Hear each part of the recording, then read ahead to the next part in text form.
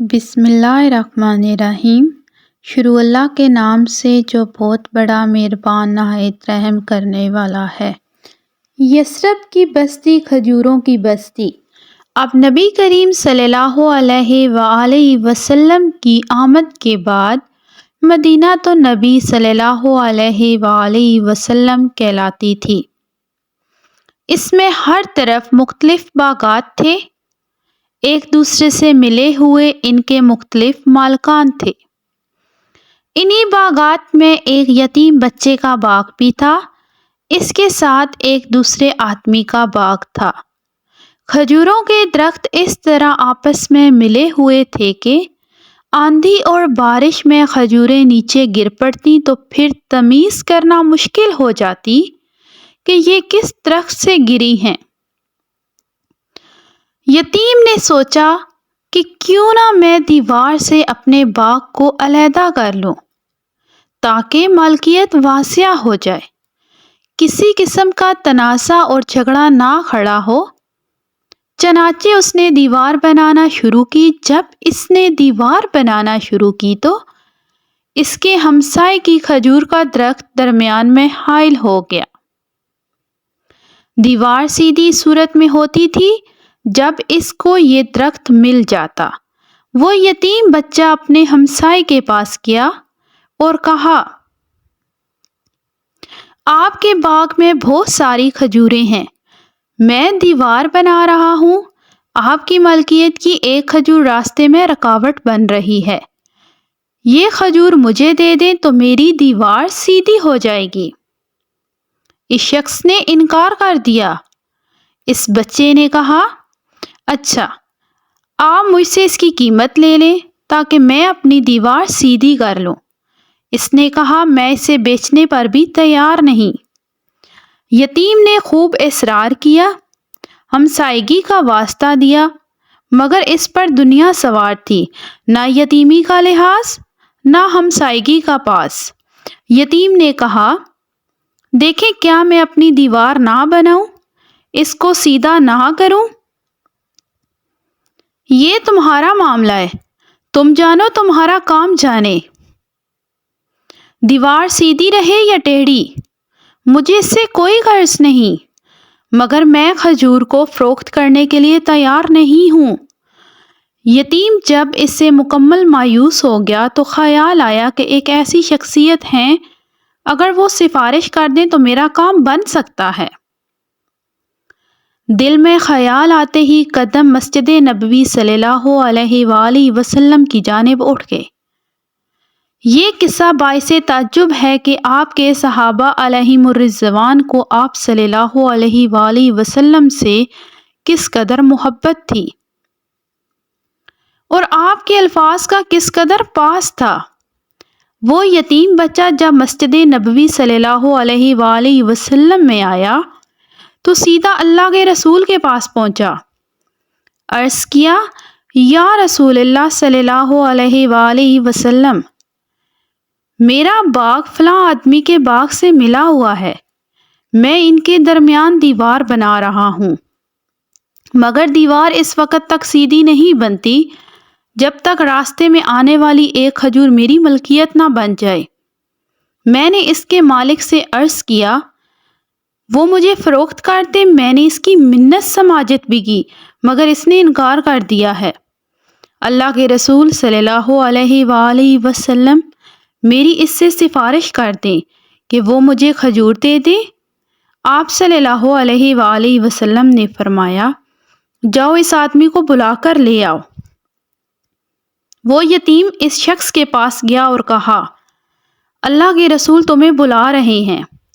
وہ شخص مسجد نبوی میں آیا، آپ صلی اللہ علیہ وآلہ وسلم نے اس کی طرف دیکھا اور فرمایا، تمہارا باغ اس یتیم کے باغ سے ملا ہوا ہے، یہ یتیم بچہ دیوار بنا کر اپنے باغ کو تمہارے باغ سے علیحدہ کرنا چاہتا ہے، تمہاری ایک کھجور اس کی راہ میں رکاوٹ ہے، تم ایسا کرو کہ اپنے بھائی کو یہ کھجور دے دو۔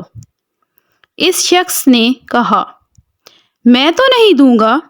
آپ صلی اللہ علیہ وآلہ وسلم نے پھر فرمایا، اپنے بھائی کو یہ کھجور دے دو۔ اس نے کہا نہیں۔ آپ صلی اللہ علیہ وآلہ وسلم نے فرمایا اپنے بھائی کو کھجور دے دو اور میں تمہیں جنت میں کھجور کی ضمانت دیتا ہوں۔ واہ سبحان اللہ! اس شخص نے اتنی بڑی پیشکش سننے کے باوجود کہا نہیں، میں کھجور نہیں دے سکتا۔ آپ صلی اللہ علیہ وآلہ وسلم اب خاموش ہو گئے۔ اس سے زیادہ کچھ کہنا آپ صلی اللہ علیہ وآلہ وسلم نے مناسب نہ جانا۔ حضرات صحابہ خاموشی سے ساری گفتگو سن رہے تھے۔ حاضرین مجلس میں حضرات ابو دحادہ رضی اللہ تعالیٰ عنہ بھی تشریف فرما تھے۔ مدینے میں ان کا بڑا خوبصورت باغ تھا۔ 600 کھجوروں کے درختوں پر مشتمل باغ اپنے پھل کے سبب بڑا مشہور تھا۔ اس باغ کی کھجوریں اعلیٰ قسم کی شمار ہوتی تھیں۔ منڈی میں ان کی بڑی شہرت تھی۔ مدینے کے بڑے بڑے تاجر اس بات کی حسرت اور خواہش کرتے تھے کہ کاش یہ باغ ان کی مالکیت ہوتا۔ ابو دحادہ نے اس باغ کے وسط میں اپنا خوبصورت سا گھر تعمیر کر رکھا تھا۔ بیوی اور بچوں کے ساتھ وہیں رہائش پذیر تھے۔ میٹھے پانی کے کنویں نے اس باغ کی اہمیت کو اور زیادہ بڑھا دیا تھا۔ ابو دحادہ نے جب اللہ کے رسول صلی اللہ علیہ وآلہ وسلم کی پیشکش کو سنا تو دل میں خیال آیا کہ اس دنیا کا کیا ہے؟ آج نہیں تو کل مرنا ہے، اور پھر ہمیشہ کی زندگی، عیش و آرام یا دکھ و آلام کی زندگی۔ اگر جنت میں ایک کھجور مجھے مل جائے تو کیا کہنے؟ آگے بڑھے اور کہا اللہ کے رسول، یہ جو پیشکش آپ نے کی ہے صرف اسی شخص کے لیے ہے، یا اگر میں اس آدمی سے اس کھجور کو خرید کر اس یتیم بچے کو دے دوں تو مجھے بھی جنت میں کھجور ملے گی؟ آپ صلی اللہ علیہ وآلہ وسلم نے فرمایا ہاں، تمہارے لیے بھی جنت میں کھجور کی ضمانت ہے۔ اب ابو دحادہ رضی اللہ تعالیٰ عنہ سوچنے لگے کہ ایسی کون سی چیز ہے جو میں اس شخص کو دے کر اس سے وہ کھجور خرید لوں اور پھر اس یتیم بچے کو دے دوں۔ پھر اچانک ہی ایک عجیب فیصلہ کیا۔ اس آدمی سے مخاطب ہوئے، کہا سنو، تم میرے باغ سے واقف ہو جس میں میرے 600 کھجوروں کے درخت، گھر اور کنواں ہے؟ اس نے کہا مدینے میں کون ہوگا جو اس باغ کو نہ جانتا ہو؟ کہا تم ایسا کرنا کہ میرا سارا باغ ایک کھجور کے بدلے میں لے لو۔ اس آدمی کو اپنے کانوں پر اعتبار نہ آیا۔ اس نے مڑ کر ابو دحادہ کی طرف دیکھا، پھر لوگوں کی طرف دیکھ کر کہا سن رہے ہو ابو دحادہ کیا کہہ رہا ہے؟ ابو دحادہ نے پھر اپنی بات کو دہرایا، لوگوں کو اس پر گواہ بنایا، چنانچہ اس ایک کھجور کے بدلے میں اپنا سارا باغ، کنواں اور گھر اس آدمی کے حوالے کر دیا۔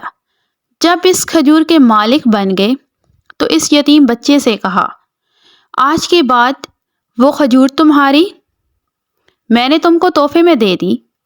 اب اپنی دیوار سیدھی بناؤ، اب تمہارے راستے میں کوئی رکاوٹ نہ ہوگی۔ اس کے بعد اللہ کے رسول صلی اللہ علیہ وآلہ وسلم کی طرف رخ کیا، عرض کیا یا رسول اللہ صلی اللہ علیہ وآلہ وسلم، کیا اب میں جنت میں کھجور کا مستحق ہو گیا ہوں؟ تو آپ صلی اللہ علیہ وآلہ وسلم نے فرمایا ابو دحادہ کے لیے جنت میں کتنے ہی کھجوروں کے جھنڈ ہیں۔ ابو دحادہ اور دحادہ کا یہ قدم، یہ کارنامہ کوئی معمولی نہیں۔ اللہ کے رسول کی خواہش کو پورا کرنے کے لیے اپنی سب سے قیمتی چیز کو رب کی راہ میں لٹا دیا، اپنے آباد گھر، باغ، کنویں کو چھوڑا اور ہمارے لیے مثالیں قائم کر گئے۔ اس کو کہتے ہیں حقیقی محب، محب صادق، اللہ کے رسول صلی اللہ علیہ وآلہ وسلم سے محبت کرنے والے ابو دحادہ اور ام دحادہ، تم پر اللہ کی رحمت کی بارش ہو، تم نے کتنی قربانیاں اور احسار کا مظاہرہ کیا۔ بلا شبہ تمہارا یہ کارنامہ تاریخ میں سنہری حروف سے لکھا گیا۔